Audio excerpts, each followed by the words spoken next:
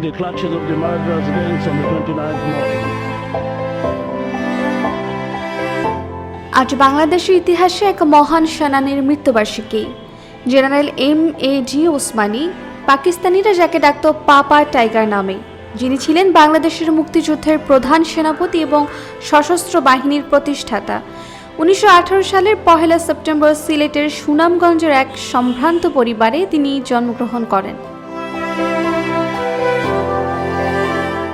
General এম.এ.জি. ওসমানীর শিক্ষা জীবন ছিল অত্যন্ত মেধাদীপ্ত। তিনি 1934 সালে সিলেট সরকারি উচ্চ বিদ্যালয় থেকে মেট্রিক পরীক্ষায় পুরো ভারতবর্ষে প্রথম স্থান অর্জন করেন, যার জন্যে তিনি পাওটোরিয়া পুরস্কার পান। এরপর 1938 সালে আলিগড় মুসলিম বিশ্ববিদ্যালয় থেকে স্নাতক ডিগ্রি সম্পন্ন করেন এবং 1939 সালে ব্রিটিশ সেনাবাহিনীর ইন্ডিয়ান মিলিটারি একাডেমি থেকে কমিশন প্রাপ্ত হন। 1939 সালে তিনি ব্রিটিশ ভারতীয় সেনাবাহিনীতে যোগদান করেন এবং 1942 সালে তৎকালীন ব্রিটিশ সাম্রাজ্যের সর্বকনিষ্ঠ মেজর হন। 1947 সালে দেশভাগের পর তিনি পাকিস্তান সেনাবাহিনীতে যোগ দেন। বাংলাদেশের মুক্তিযুদ্ধে মুক্তিবাহিনীর প্রধান সেনাপতি হিসেবে তিনি পুরো যুদ্ধ পরিচালনা করেন।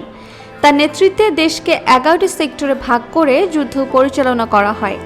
দেশ স্বাধীন হওয়ার পর তিনি 1972 সালে বাংলাদেশের প্রতিরক্ষা মন্ত্রীর দায়িত্ব পালন করেন।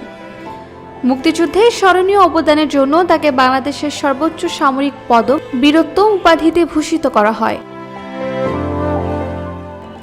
16 ফেব্রুয়ারি 1984 সালে তিনি লন্ডনে চিকিৎসাধীন অবস্থায় মৃত্যুবরণ করেন।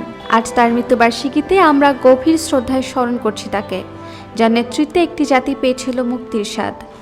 জেনারেল ওসমানী, যিনি আমাদের ইতিহাসে এখনও অমর।